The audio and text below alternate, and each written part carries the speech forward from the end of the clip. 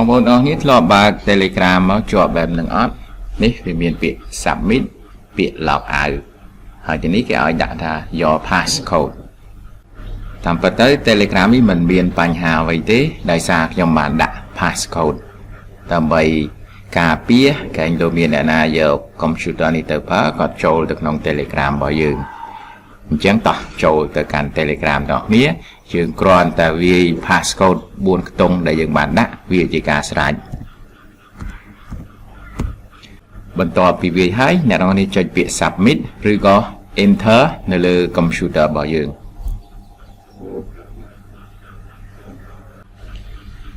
ដើម្បីអាចដាក់ passcode បានអ្នកនរនេះចុចលើសញ្ញាត្រេ3ខាងលើនេះមកបន្តមកសូមរើសយកពាក្យថា setting បន្តមកទៀតរើសយកពាក្យថា privacy and security នៅត្រង់នេះមានប្រមាណចំណុចនេះប៉ុន្តែអ្វីដែលខ្ញុំចង់បង្ហាញគឺ local passcode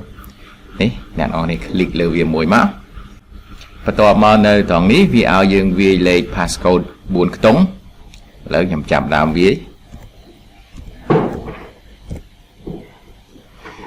re-enter new passcode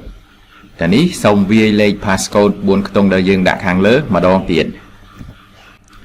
បន្តមកយើងរើសយកពាក្យ save passcode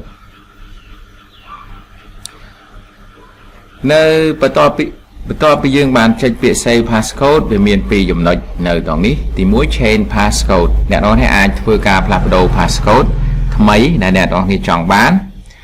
បន្តមកទៀត auto lock if away for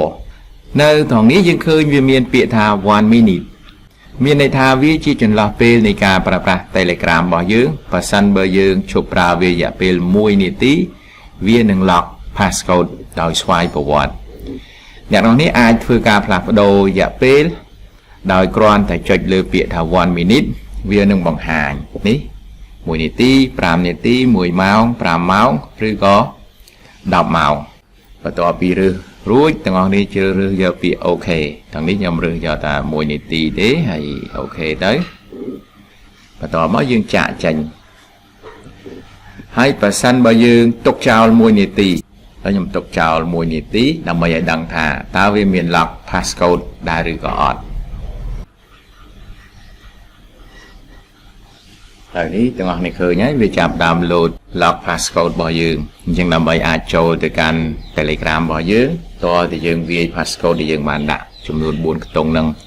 បញ្ជាក់ឡើងវិញបើសិនបើអ្នកទាំងនេះអត់ចាំលេខហ្នឹងទេมันអាចចូលទៅកាន់ Telegram របស់យើងបានទេសម្រាប់វីដេអូថ្ងៃហ្នឹងមានប៉ុណ្ណឹងជម្រាបលាទាំងអស់គ្នា